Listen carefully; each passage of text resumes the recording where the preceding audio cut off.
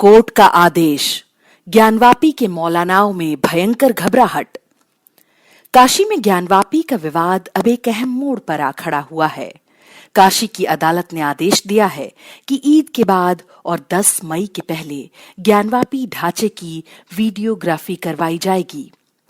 ये आदेश तो काशी के सेशन कोर्ट ने पहले ही दिया हुआ था, लेकिन मौलानाओं की डरी हुई ब्रिगेड सीधे इलाहाबाद हाई कोर्ट भागी ताकि निचली अदालत के फैसले पर रोक लगाई जा सके। लेकिन लखनऊ कोर्ट ने निचली अदालत यानी काशी कोर्ट के फैसले को बरकरार रखा, जिसके बाद मौलानाओं को और ज्यादा घबराहट हो गई। इस्लाम में वाद विवाद का कोई स्थान नहीं होता है। किसी भी सवाल के जवाब में मुसलमान नंगी तलवारें आगे कर देते हैं।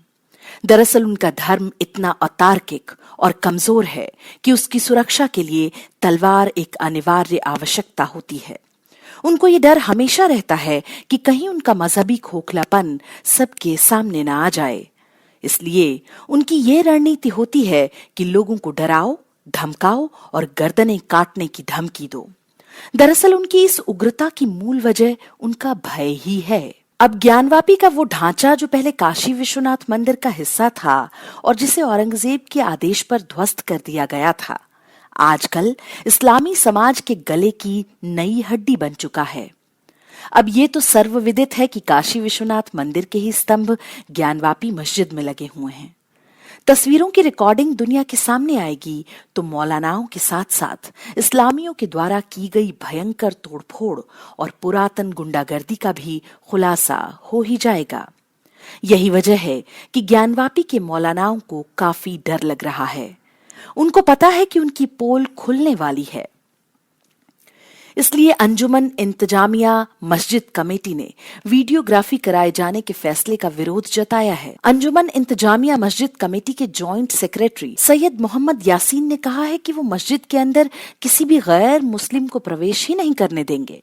जिसको भी वीडियोग्राफी करनी है वो सिर्फ श्रृंगार गौरी के मंदिर तक ही आकर वीडियोग्राफी कर ले, मस्जिद के अंदर ना घुसे। कोर्ट की अवमानना करते हुए उस मौलाना ने यह भी कहा है कि वो कोई भी परिणाम भुगतने को तैयार है।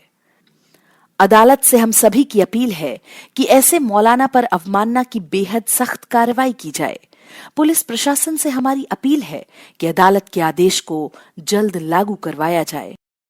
और सबसे बड़ा नोट करने वाला पॉइंट ये है कि एक बार फिर यही बात सही साबित हो रही है कि खुद को मर्द मोमिन कहने वाले कायर मोमिन हैं, क्योंकि उनके मजहब की नींव बहुत कमजोर है।